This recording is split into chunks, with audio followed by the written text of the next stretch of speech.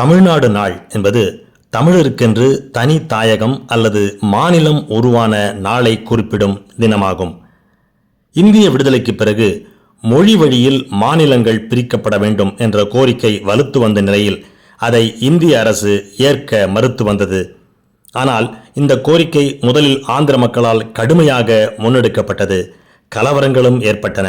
இதனால் இந்திய ஒன்றிய அரசு வேறு வழியின்றி நவம்பர் 1, 1956 இந்தியாவை மொழிவாரி மாநிலங்களாக பிரித்தது. இதன்படி சென்னை மாநிலத்திலிருந்த மலையாளம், தெலுங்கு மற்றும் கன்னட மொழிகள் பேசிய பகுதிகளை கொண்டு கேரளா, ஆந்திர பிரதேசம், மைசூர் மாநிலங்கள் நிறுவப்பட்டன. சென்னை மாகாணத்தின் எஞ்சிய பகுதிகளும் திருவிதாங்கூரின் தமிழ் பகுதிகளும் இணைக்கப்பட்டு சென்னை மாகாணம் பிரிக்கப்பட்டது. சென்னை மாநிலத்தை மொழி வாரியாக பிரித்த நாளான நவம்பர் 1 தமிழ்நாடு நாளாக கொண்டாடுவதற்கான அரசாணையை தமிழ்நாடு அரசு 2019 அக்டோபர் 25 வெளியிட்டது. இந்நிலையில் 2021 புதியதாக பொறுப்பேற்ற மு.க. ஸ்டாலின் தலைமையிலான திமுக அரசு தமிழ்நாடு நாளை ஜூலை 18 அன்று அறிவித்தது. ஏனென்றால் ஜூலை 18 அன்றுதான் பேரறிஞர் அண்ணா அவர்கள் தமிழ்நாடு சட்டமன்றத்தில் சென்னை மாகாணத்தின் பெயரை தமிழ்நாடு என்று மாற்றிய தீர்மானத்தை கொண்டு வந்து அதை நிறைவேற்றினார். எனவே அதை கொண்டாடும் வகையில் ஜூலை 18 தமிழ்நாடு நாள் என்று அரசாங்கம் இனி கொண்டாடும் என்றார் மு.க. ஸ்டாலின். இதை சில பேர் எதிர்த்தார்கள்.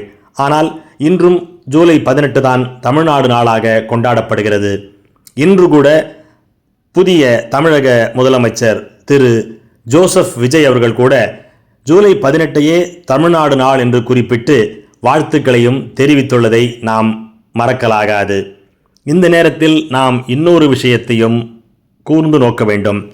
தமிழ்நாடு என்பது ஒரு தனி அங்கீகாரத்தை தமிழ் பகுதிகளுக்கு தருகிறது. அதாவது நாடு என்கிற ஒரு அந்தஸ்தை அது தருகிறது. எனவே இதைதான் காமராஜர் அவர்கள் அந்த காலத்தில் எதிர்த்தார். ராஜாஜி அவர்களும் எதிர்த்தார். இந்தியா என்பது நாடு, அந்த நாட்டில் ஒரு பகுதி தான் தமிழ்நாடு. எனவே அதை தமிழ்நாடு என்று நாம் கூறக்கூடாது. அப்படி கூறினால் அது ஒரு தனி நாடு போன்ற தோற்றத்தை ஏற்படுத்தும் என்று ராஜாஜி அதற்கு ஆட்சேபனை தெரிவித்தார். அப்போது பேரறிஞர் அண்ணா அவர்கள் மகாராஷ்டிரா என்பது என்ன, குஜராத் என்பது என்ன, ஆந்திர பிரதேசம் என்பது என்ன, மத்திய பிரதேசம் என்பது என்ன, அவையும் தனித்தனி நாடுகளைத்தானே குறிப்பிடும். அவர்களுக்கு மட்டும் அந்த பேர் இருக்கிற போது தமிழ்நாட்டுக்கு ஏன் அந்த பேர் இருக்கக்கூடாது என்று கேட்டார். அந்த கேள்வியில் இருந்த தர்க்கத்தால் ஒன்றிய அரசு தமிழ்நாடு என்கிற பெயரை ஏற்றுக்கொண்டது. அப்படி பல போராட்டங்களோடு வந்ததுதான் இந்த தமிழ்நாடு என்கிற பெயர். இப்படி தமிழ்நாட்டை தமிழுக்காக ஒரு தேசம் வேண்டும் என்று அந்த காலத்திலே காங்கிரஸில் இருந்த சங்கரலிங்கனார் என்பவர் போராடி கிட்டத்தட்ட 76 நாட்கள் அவர் உண்ணாவிரதம் இருந்து உயிர் நீத்தார். அவரை காமராஜர் காப்பாற்ற கொஞ்சம் கூட முயற்சி செய்யவே இல்லை. இவர்கள் தேசம் என்று பேசிக்கொண்டிருப்பார்கள். ஆனால் இந்த நாட்டுக்காக, இந்த மொழிக்காக, இந்த மொழிக்கு ஒரு அடையாளம் வேண்டும் என்பதற்காக அவரது காங்கிரஸ்காரரான சங்கரலிங்கனார் உண்ணாவிரதம் இருந்தபோது அதனை எள்ளி நகையாடி ஏகடியம் புரிந்து ஏளனமாக பேசியவர்தான் காமராஜர். இந்த நேரத்தில் நாம் சில விஷயங்களை கூர்ந்து நோக்க வேண்டும். தமிழ்நாடு என்கிற பெயர் பெரிய போராட்டங்களுக்கு பிறகு நமது மண்ணுக்கு சூட்டப்பட்டிருக்கிறது. அந்த பெயரை மாற்ற பல சங்கிகள் பல ஆண்டுகளாக முயற்சி செய்து வருகிறார்கள். அதில் ஒரு முக்கியமான சங்கி முன்னாள் ஆளுநர் ஆர்.என். ரவி. அவர் தமிழகம் தமிழகம் என்று எழுதி வந்தார். ஏனென்றால் தமிழ்நாடு என்கிற பெயரை மாற்றுவதற்கான முதல் அடி அது. ஆனால் அவர் எப்போது தமிழகம் என்று சொன்னாலும் அதே போல 10 மடங்கு அதிகமாக மு.க. ஸ்டாலின் தலைமையிலான திமுக அரசு தமிழ்நாடு தமிழ்நாடு என்று கூறி வந்தது.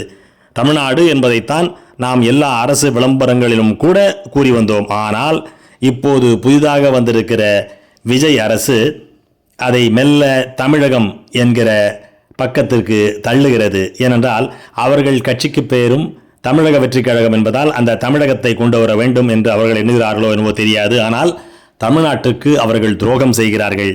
தமிழகம் என்று கூறினால் அது தமிழ்நாட்டுக்குரிய அந்த சிறப்பை நம்மிடமிருந்து பறிப்பதற்கான அடையாளமாகும். இந்த துரோகத்தை தாவேக அரசு செய்யக்கூடாது. செய்தால் அதன் பின்விளைவுகள் மிக மோசமாக இருக்கும் என்பதை அவர்கள் புரிந்து கொள்ள வேண்டும். ஏனென்றால் மொழிக்காக தமது தேக்கு மர தேகத்தையே தீக்கிரையாக்கி கொண்ட திராவிட தோழர்கள் இன்னமும் வாழ்கிற பூமி இது என்பதை அவர்கள் மறக்கக்கூடாது.